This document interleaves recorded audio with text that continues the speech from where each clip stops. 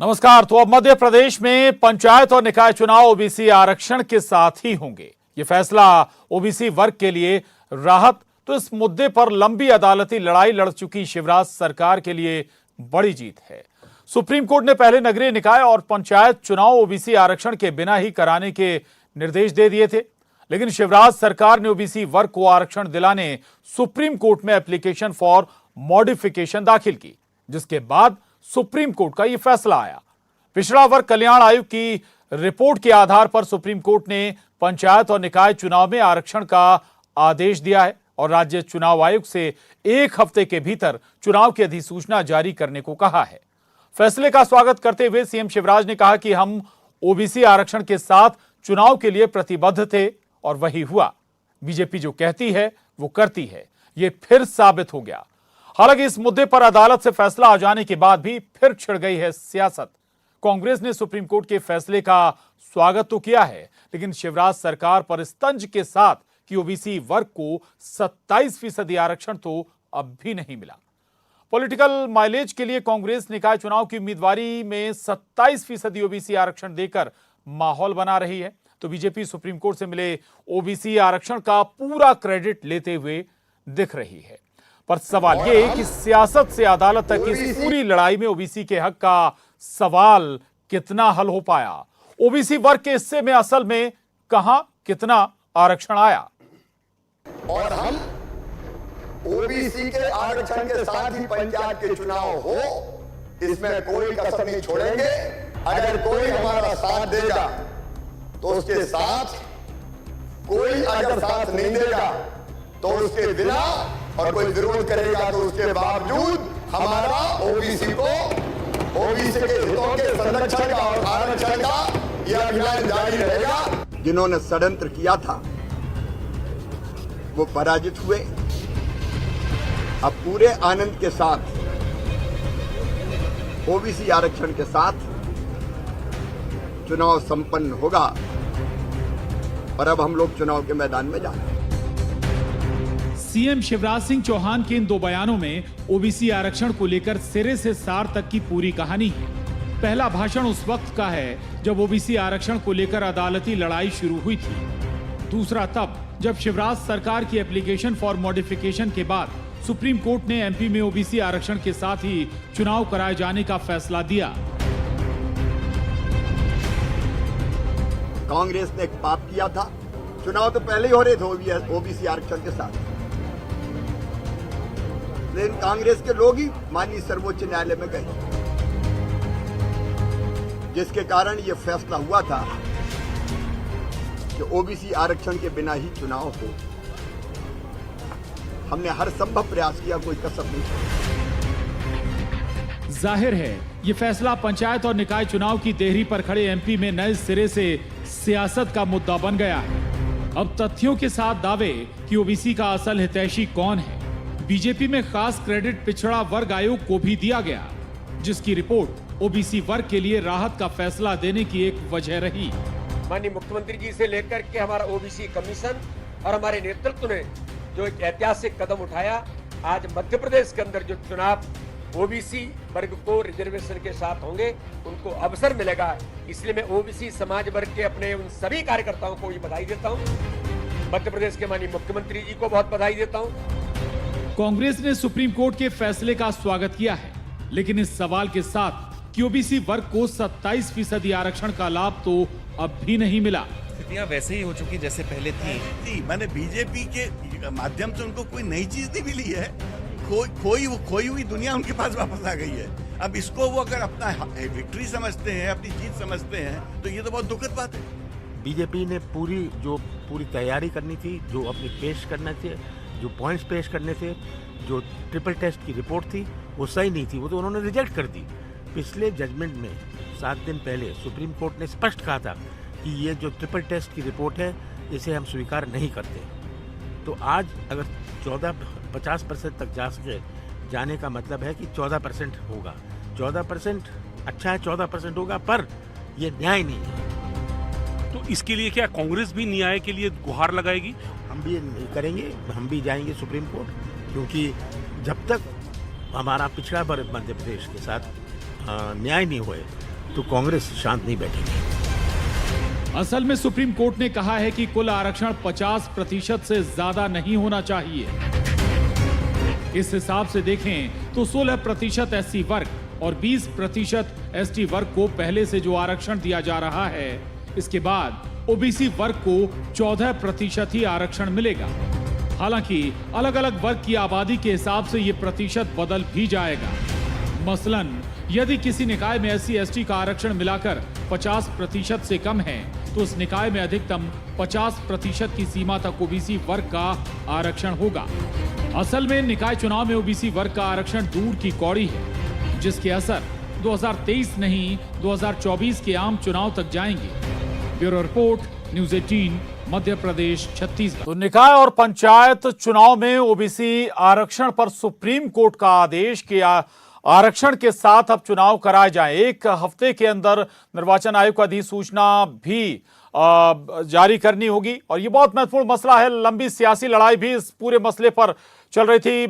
सत्ता पक्ष और विपक्ष आमने सामने था, लेकिन कोर्ट में लंबे समय तक मामला चला और आखिरकार आज नतीजा ओबीसी वर्ग के फेवर में आया है। इसके तमाम सियासी पहलू भी होंगे। 2023 नहीं बल्कि 2024 तक इसके असर हमें नजर आएंगे, लेकिन तमाम सियासी पहलुओं पर भी हम बात करेंगे और जो आज फैसला दिया है सुप्रीम कोर्ट ने, उस पर भी हम कानूनी विशेषज्ञों से समझेंगे उस फैसले को। हमारे साथ चर्चा करने के लिए 4 खास मेहमान हैं। पूर्व मंत्री अर्चना चिटनीस हमारे साथ इस चर्चा में जुड़ रही हैं, स्वागत है आपका। विभा पटेल जी हैं, प्रदेश अध्यक्ष महिला कांग्रेस, आपका स्वागत है। वरिष्ठ पत्रकार सतीश एलिया जी हमारे साथ हैं, आपका भी स्वागत है। और वरिष्ठ अधिवक्ता रामेश्वर पी हमारे साथ हैं, आपका भी बहुत स्वागत है। और सबसे पहले अर्चना चिटनीस जी, आपसे चर्चा की शुरुआत करूंगा। बहुत लंबी तमाम सियासी लड़ाइयां चली, पक्ष विपक्ष। दूसरी बात यह कि कोर्ट में तमाम सुनवाइयों के बाद आखिरकार लगा कि बगैर आरक्षण के ही चुनाव होने जा रहे हैं, लेकिन मॉडिफिकेशन एप्लीकेशन या हम ये कहें कि सरकार की आखिरी दम तक लड़ने की कोशिशों का ये नतीजा, अब आरक्षण के साथ चुनाव होने जा रहा है मध्य प्रदेश में। अर्चना जी,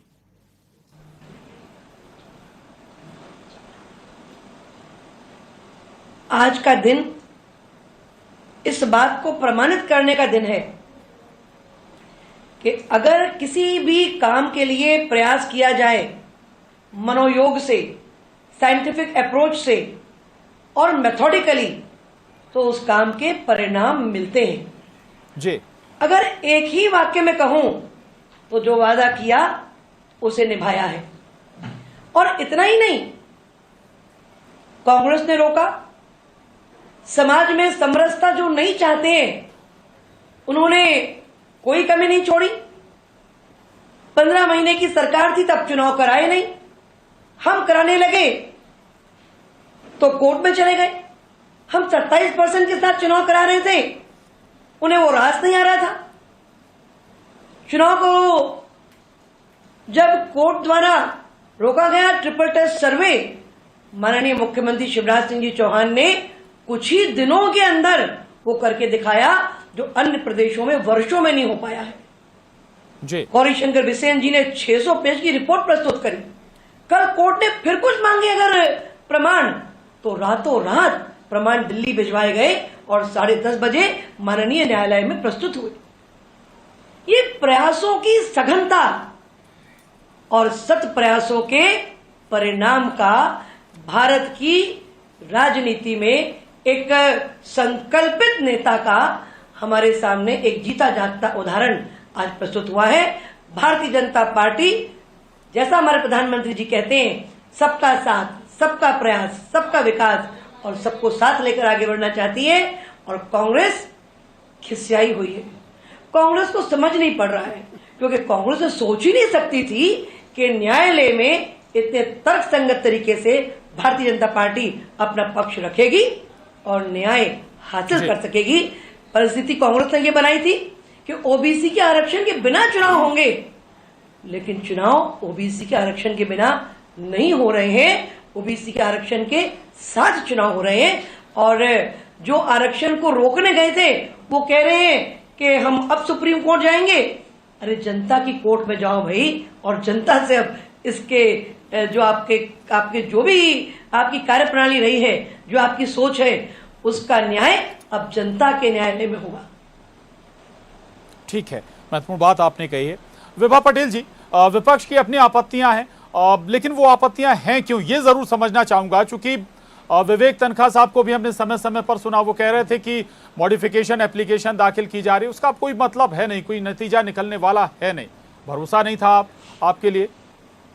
देखिए, जो अभी माननीय अर्चना जी बहुत वरिष्ठ मंत्री रही हैं, मैं उनकी बात बड़ी ध्यान से सुन रही थी। पिछले 15 सालों में जब अर्चना जी भी उस सरकार का अंग थी, तब केवल पिछड़े वर्गों का पक्ष सही तरीके से न रखने के कारण जो 27% आरक्षण कांग्रेस के समय में दिया गया था, वो 27% आरक्षण पिछड़े वर्गों को 15 सालों तक नहीं मिल पाया। अर्चना जी शायद भूल गई, उस सरकार में ये भी थी, और केवल शासन ने अपना पक्ष नहीं रखा।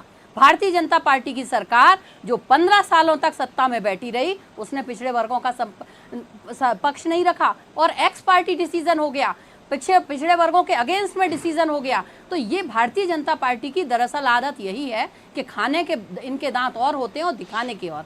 मुझे एक कहावत और अभी याद आ रही थी कि अपने ही ढोल अपने ही कव्वाल, आने दो ताल पे ताल। जो चीज आपने पिछड़े वर्गों के हाथ से छीन ली और आज उन्हें छीनी हुई चीज यदि वापस मिल गई, यानी केवल मात्र 14% आरक्षण मिला है, तो ये तो पहले से भी था।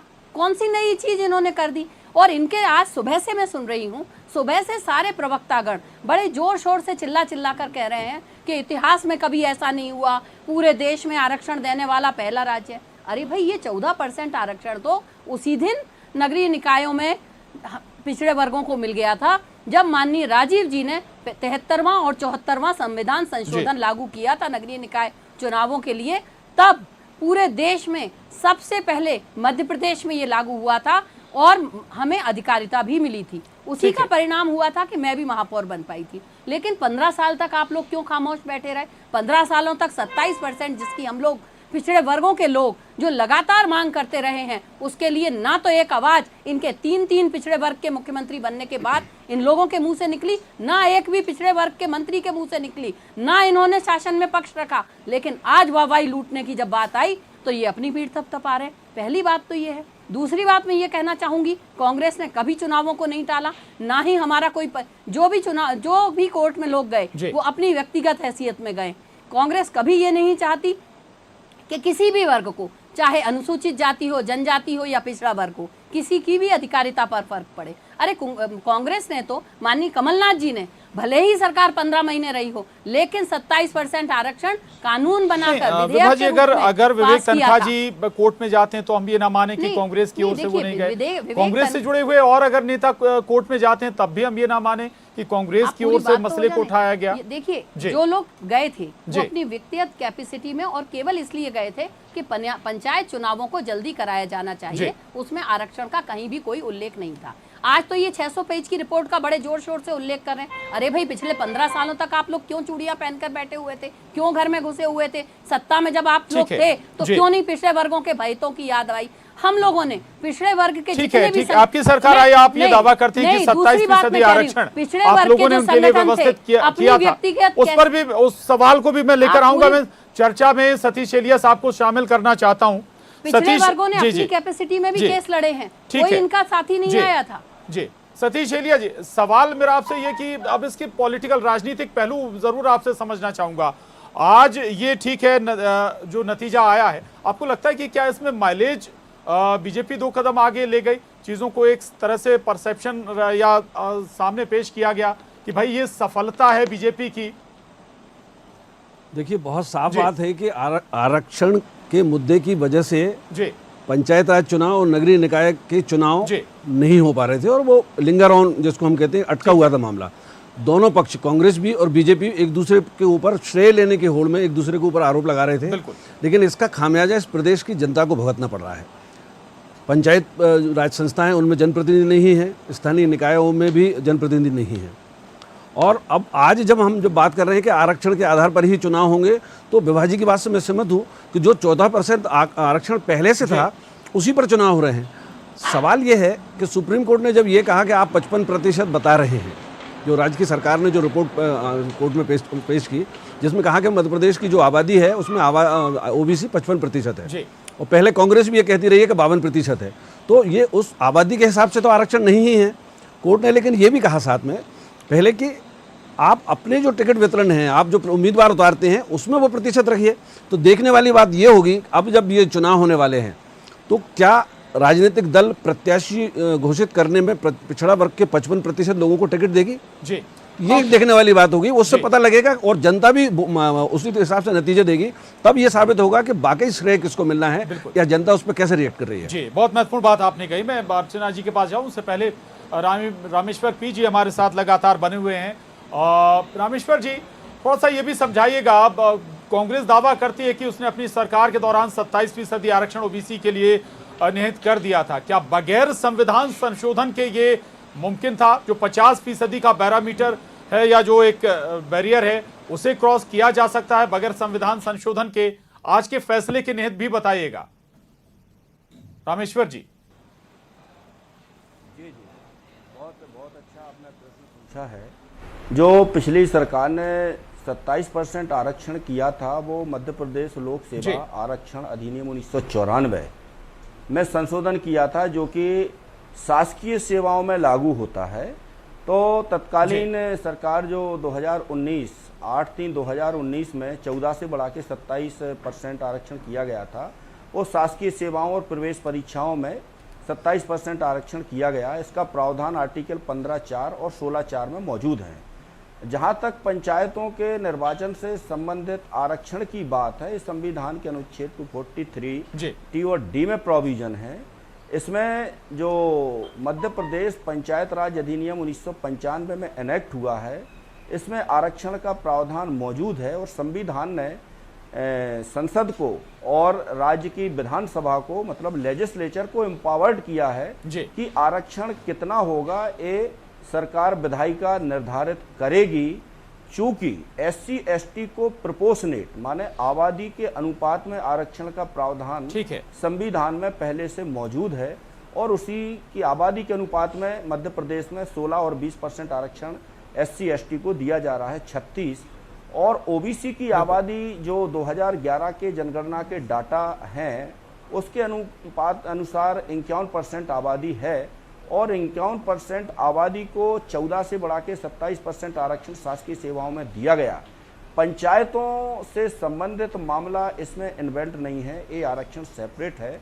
और ये पंचायतों में जो आरक्षण से संबंधित प्रावधान है पंचायत राज अधिनियम 1995 के तहत आरक्षण है।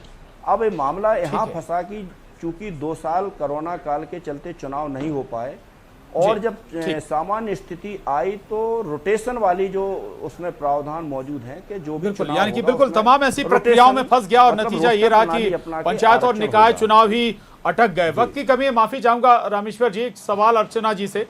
अर्चना जी, SC के लिए 16%, ST के लिए 20%, बचा लगभग वह 14%। ऐसे में सवाल ये कि आखिर यही सवाल कांग्रेस भी उठा रही है कि ओबीसी के हाथ में आया क्या? अर्चना जी, कांग्रेस से सवाल मेरा है, आप मुझे सुन पा रहे हैं? कांग्रेस से तो सवाल मेरा है जी कि भारतीय जनता पार्टी ने जब चुनाव घोषित हुए तब चुनाव 27% आरक्षण के साथ ही घोषित किए थे और उस 27% आरक्षण को ना देने की परिस्थिति बनाने की रिस्पॉन्सिबल कांग्रेस है। कांग्रेस कोर्ट में गई और परिस्थिति ये बनी कि हम अपने ओबीसी वर्ग को आरक्षण देने की स्थिति में ही नहीं रहे और उस समय कोर्ट ने कहा कि बिना ओबीसी वर्ग के आरक्षण के चुनाव कराए जाएं। और इस स्थिति को फाइट करते हुए, इस स्थिति को कम समय में, क्योंकि चुनाव कराना एक संवैधानिक जवाबदारी है और ओबीसी को आरक्षण देना भारतीय जनता पार्टी का ओबीसी वर्ग के प्रति अपना वादा है। टू मीट टू एंड्स, ठीक है। हम एक तरफ चुनाव के लिए भी कराने के लिए भी प्रतिबद्ध थे और दूसरी तरफ सीमित समय में सर्वे कराकर प्रस्तुत कर रहे थे। और जो परिस्थिति कांग्रेस ने बनाई थी कि ओबीसी वर्ग को आरक्षण मिले ही ना, 0 आरक्षण हो ओबीसी का, वहां से बढ़कर हम यहां तक पहुंचे कि 50% आरक्षण की सीमा के अंदर ओबीसी वर्ग को आरक्षण मिलेगा और अपनी टिकटों में देने में कौन पार्टी के साथ कैसा क्या न्याय करेगी वो आने वाले समय में हम सब एक साथ देखेंगे। बिल्कुल। हालांकि ये जो आरोप प्रत्यारोप हैं पक्ष विपक्ष के लगातार चलते रहेंगे और हम देखते रहेंगे कि 2024 तक भी इस तरह के आरोप लगातार लगते रहेंगे। लेकिन कम से कम ये उस स्थिति से तो ठीक है, आज की स्थिति की, जब बिल्कुल भी आरक्षण ना मिलता ओबीसी को, कम से कम जो भी मिले, कहीं हो सकता है कि 14 मिले, कहीं हो सकता है कि 20% भी मिले और हो सकता है कि उससे ज्यादा भी मिले आरक्षण। बहरहाल वक्त की कमी है, माफी चाहूंगा। अर्चना जी शुक्रिया आपका, विभा जी धन्यवाद, सतीश जी, रामेश्वर जी, आप सभी का बहुत शुक्रिया इस चर्चा में शामिल होने के लिए। चर्चा में बस इतना ही।